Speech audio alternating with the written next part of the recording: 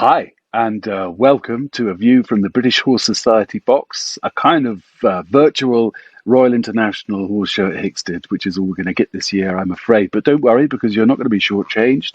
There'll be opportunities to look back at past years' performances. There'll be lots of interviews, lots of features from the BHS and from the Hickstead archive. And we're going to try and make the next 4 nights as good as the real thing.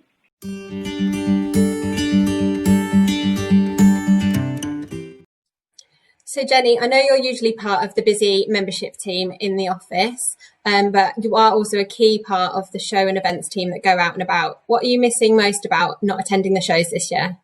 It's seeing all the members. We have members that come year after year, come and say hello and tell us how they're getting on with their horses. And also we get new people as well and new members. But one of the big attractions on our stands, apart from the books and joining and being a member, is Henry the horse. And he's a mechanical horse, and people can book a lesson for 10 minutes with our accredited professional coaches, which is great. There's all sorts of people that come on Henry and have great fun. And we can sit down and have a chat with them afterwards, because some of them want to know about different memberships. We've got gold, we've got silver, we've got family. One of the great membership benefits that we do include is free and discounted tickets to shows. Yes, I mean, that is a great benefit. We give free tickets for Royal Windsor, which is just an amazing show. It's lovely. That is on the Wednesday and Thursday. And then we give them discounts if they want to go on Friday, Saturday and Sunday. So that's a great offer. We also do 2 free tickets to Hickstead, and just a great offer to use. I know a lot of members join because of the market leading insurance that we offer. Yes, I think a lot of people they want to join the British Horse Society, but if they join as a gold member, the public liability benefit that goes with that is excellent. It's £30 million, and that's for any horse you own, any horse you ride, or any horse you look after, which is excellent. And that includes carriage driving and members in Ireland as well. So say you were hacking down the lane and you had an accident and your horse caused damage to a vehicle or some property, you've got that peace of mind that you'd be able to claim. Also, if your horse got out of the field and escaped and caused damage, the public liability cover will be in force as well. So it's a great benefit. Also, we do personal liability as part of the package, and that's up to £10,000. So great reasons to be a member of the British Horse Society.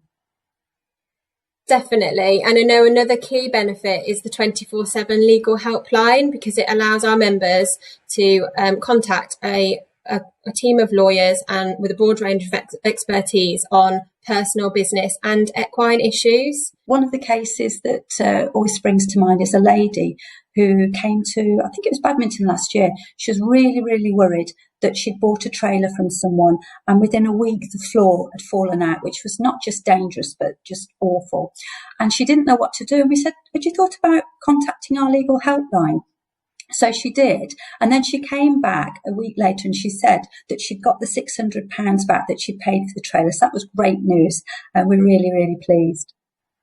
And if you speak to a solicitor, you're probably talking about for an hour, £295, something like that. So a gold membership of £75 is nothing in comparison. What do you think it is that members love the most about being a member of the society? There's so many. I think it's being part of the largest equestrian community in the UK. We do lots of really good work.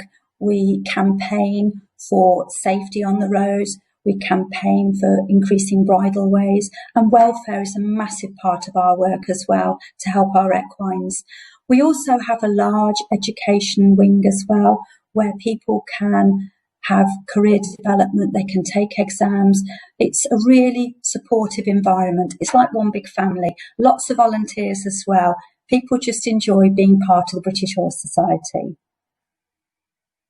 Well, thank you, Jenny. It's been lovely to hear a little bit more about membership and the benefits that it offers. If you were thinking about joining, we are running a show offer. Contact the membership team quoting Hickstead 2020 and you'll receive a free pair of BHS riding socks alongside your membership. You can find full details on the website, which is bhs.org.uk. When it's early, when it's cold outside, when you're out on the hills and the world is at your feet, and every path is an adventure. Do you remember that time when we were lost in the woods and we weren't sure if we'd make it? But we did. When you fought for us, in the fields and on the beaches, when you built cities on your back and farmed the land, turning the soil and forging the future. When you performed so perfectly that the nation stood to admire and everyone was inspired. And through it all, you asked for nothing. And when the next generation comes, just know that there will be someone there, because enough people love you enough to raise their hand and say, I care.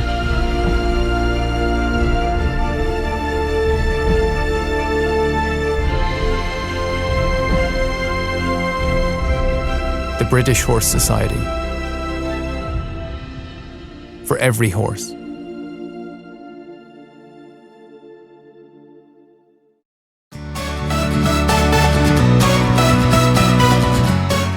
Started in 1907, originally in London's Olympia, and in those days, obviously horses were the mainstay of everyday life, particularly with horse-drawn carriages.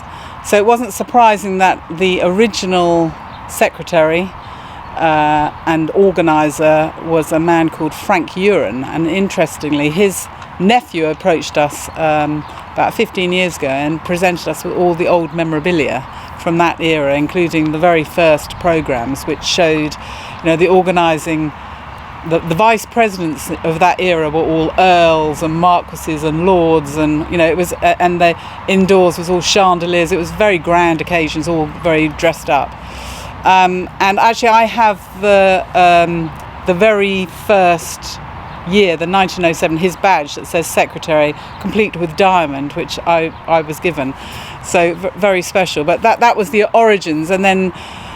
It had many homes. It went to the White City.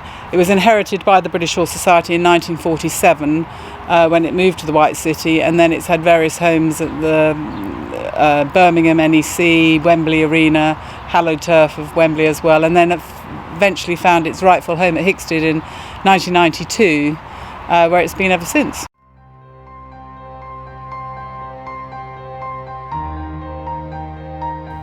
The Eventers Grand Prix started in 1998, another of the many innovative ideas of the late Master of Hickstead, Douglas Bunn. It has brought out the stars of eventing to the All England jumping course, but with the added element of competing against the world's best show jumpers. The competition has appeared in various guises, and for much of its history, competitors jumped a mix of show jumps and permanent natural fences in the international arena. However, they would also ride out into the grounds of Hickstead Place and even through the river. The course was no giveaway, and while several show jumpers met with success, Michael Whitaker, Shane and Trevor Breen, the Eventers were hard to hold. The Eventers came out in quality and force, with multiple wins for Pippa Funnell and Gary Parsonage, both British team riders, and the Antipodean challenge of Lucinda Fredericks and New Zealander Andrew Nicholson. In recent times, a revamped competition saw the riders test themselves within the confines of Hickstead's massive 5-acre arena, with the Eventers tackling the Derby Bank and the Devil's Dyke, and a mix of water complexes and big brush. One of the most recent to be successful was riding in his famous red colours that he rode to win the Badminton Horse Trials in. It is, of course, Australian Paul Tapner. The course and competition continues to bring a special mix of something exciting and different to the Thursday afternoon at the Royal International Horse Show.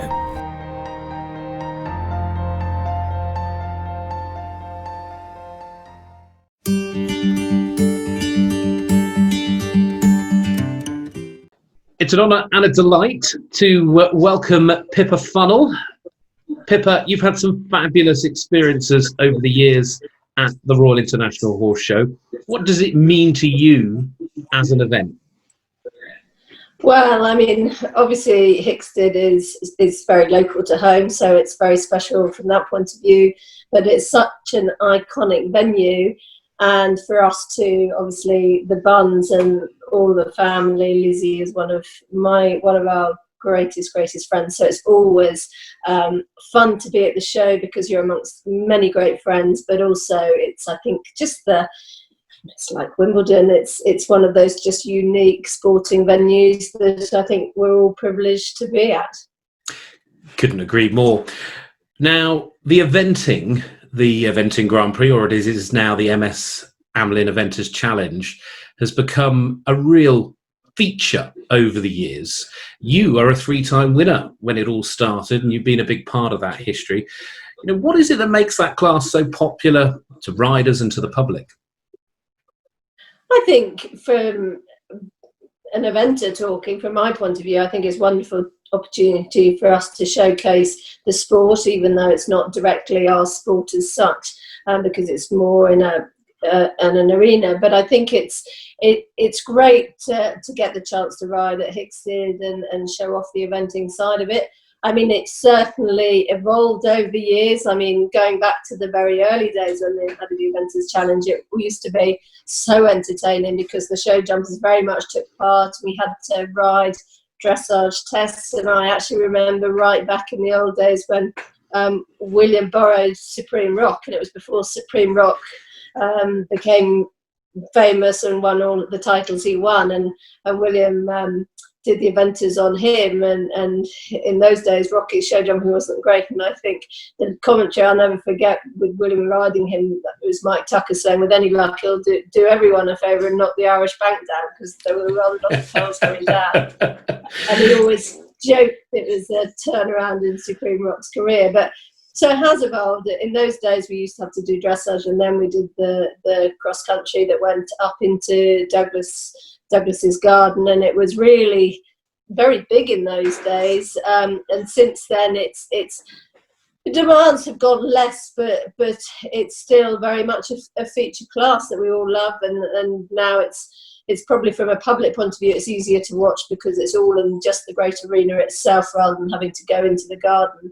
And it's basically about for the cross country, you obviously have to be careful, leave the poles out. I was going to say, just looking at that challenge, because it's a speed competition, and at the end of the day, it is all about going foot to the floor in its current format, but you've got all these amazing obstacles.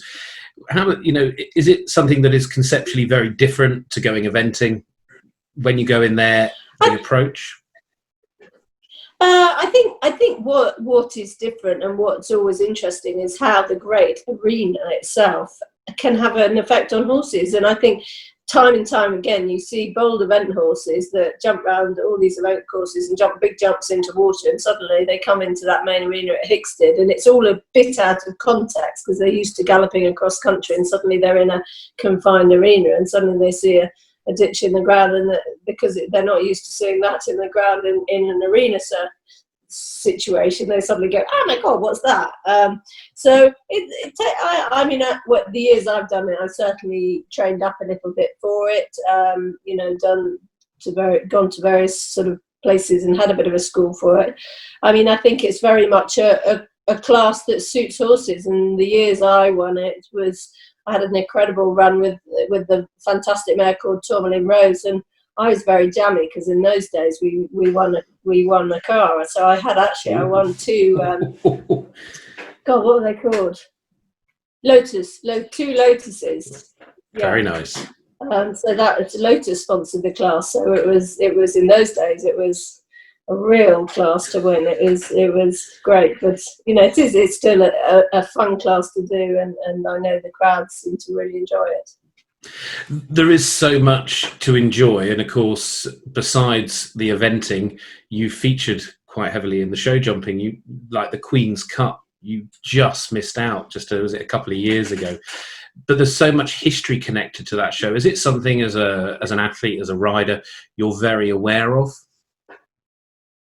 I think for sure. I think from our personal point of view in the Billy Stud and our operation, it's a great showcase. It's a shop window for us. It's a the marvelous thing about Hickstead is it caters for all levels of show jumping, and you've got the top classes like the King George and the Queen Elizabeth, and then you have the Nations Cup and top riders throughout the world that come to compete there. So that's incredible in itself to watch. And yes, I was very lucky that my husband let me have Billy Congo in the end of Billy Congo's career, having started him off as a baby when he was bucking and I used to get backed off him, and then William obviously had the most incredible career on him, and then I got him back to the end of his career, and it was just wonderful to get the chance to ride in the Queen's Cup on that hallowed turf and on a horse of that calibre. But I think the show itself, I think there's just such wonderful diversity from the showing classes to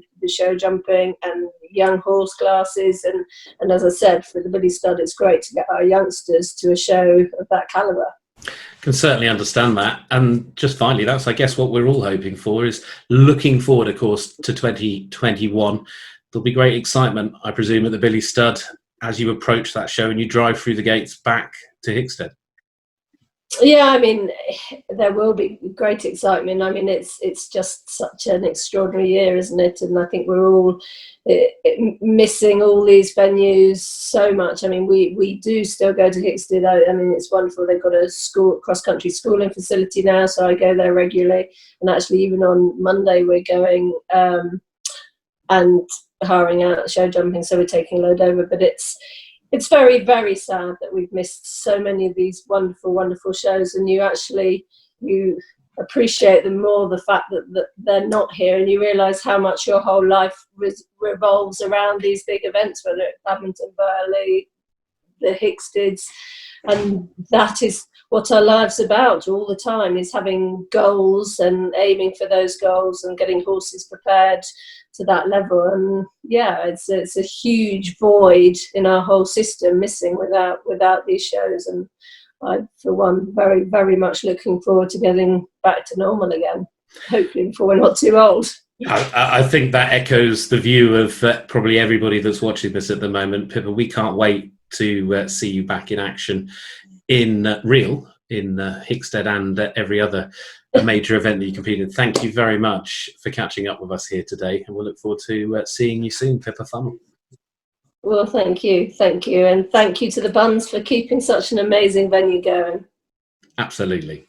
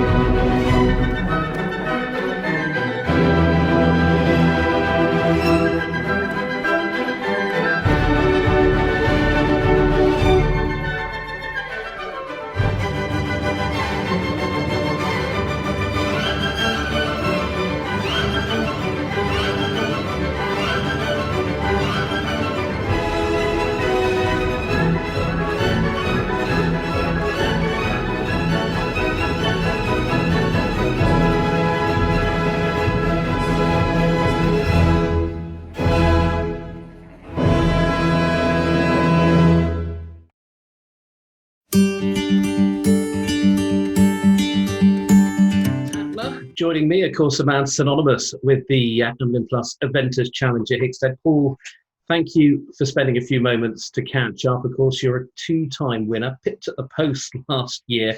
But just tell us, how important is that event to the world of eventing to be part of the Longines Royal International Horse Show? Making it the hat trick was going to be really important, and I just didn't manage, did I? So, you know, it would have been a lot better introduction if you had managed to say I was a 3 times winner. But anyway, yeah, it's great. It's such a great show. It's such a great class. You know, to be part of all of the atmosphere and the action that goes on there at Hickstead is always fantastic. And I've been going for a number of years now. and it's the class has been in a number of different formats over the years, and clearly the format that they've got at the moment suits my current horse, Bonza King of Rouges. So yeah, it's a great fun event, and you know, it's important as well because the owners love going there. It's very prestigious. There's a bit of prize money on offer, and you know, old has-beens like myself can still be competitive against the young'uns. I don't know. You've been very competitive, and let's just talk about that competitive nature. What is the key to your success? Obviously, I was reading, you really did go into detail when you went back the second year, and you pay a lot of attention to what you need to do to win. Is that right? Yeah, well, with those big classes, the courses don't change significantly. So you know, for the last few years, it hasn't really changed that much. And I twigged to that and thought, well, hang on a minute. If they're not changing the course so much every year, I can watch past videos and plan to the nth degree where I'm going. You know, the same as what we do with the dressage test. You plan every single step. You plan every millisecond is prepared, planned, and specific for that particular horse. You know what you need to do. So I thought, well, if these courses, you know, those you can't pick up the Derby bank and move it, can you? And you can't pick up all of those solid fences that are there and move them around. So you know, a lot of it stays identical year on year. So I was like, okay, I can count where we would normally not necessarily count the number of strides. I can count the number of strides, and you know that if I could keep pushing here or hold up here. And I have to say, last year that slightly went out the window and probably caused me the second place, because I'd seen the winner go so fast, and I thought, right, I came round the corner to the I should know the name of the. I'm having a mental blank on the hollow there, and the Devil's Dyke. The Devil's Dyke. There you go. I came around the corner, and it's one of those horrendous things I hate happening, and it's happened so many times in my career. You come around the corner, you see the fence, and you know, half a dozen strides away, you're on a half stride distance, and you're like, right, decision, woe or go, because you could do either. And I went, I can't woe, because if I woe, I'm gonna not win it. I just have to have a go and hope like crazy that King just snaps his legs up even quicker, because I knew, you know, when you're flying into a combination like that, you're going to gain ground and you're going to be in danger of having that last fence down. And I just thought, well, come on, King, over to you now. I've made the decision to go. And of course, that last rail came down. He tried his best, but I just obviously committed and had that rail down, which potentially cost me the win there. But you know, still, or like I say, it's those split-second decisions. You know, at any stage around the course, if you don't, you know, just that one decision can win or lose you a class of that level and that competitiveness. Talking about the course, it's quite some challenge in terms of it includes every element of what that international arena can throw at you, from the bank to the Devil's Dyke to the Irish Bank.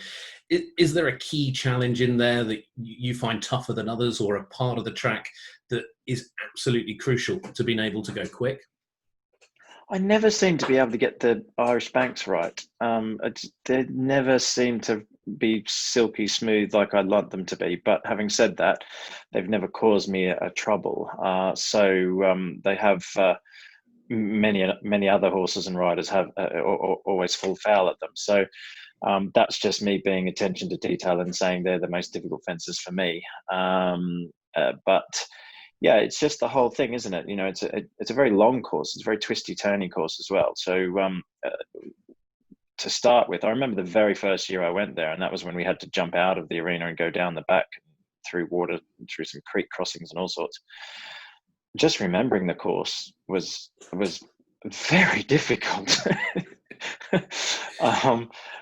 So, you know, it's little wonder they don't change it too often, because trying to remember it year on year, if you tried to remember a new course every year, it would be exceptionally difficult. But yeah, certainly the first time I went there, it was like, oh, wow, I was just very much overwhelmed by the whole atmosphere, trying to remember it, trying to cope with everything that was coming at me. And that was on a fantastic horse called Tiger, and Tiger was a coloured horse, and he went there a few years, and certainly the first year he and I went there, we didn't cope that well, but we did cope significantly better the second year. And I think that's, as with anything with horse sport, it's all about experience and coming back year on year. You can just feel the horses are more relaxed every year they go into that arena. They know it, they're happy, and horses are creatures of habit. If they've been there and they've experienced it before, it's just that that adds that extra element of ease to them.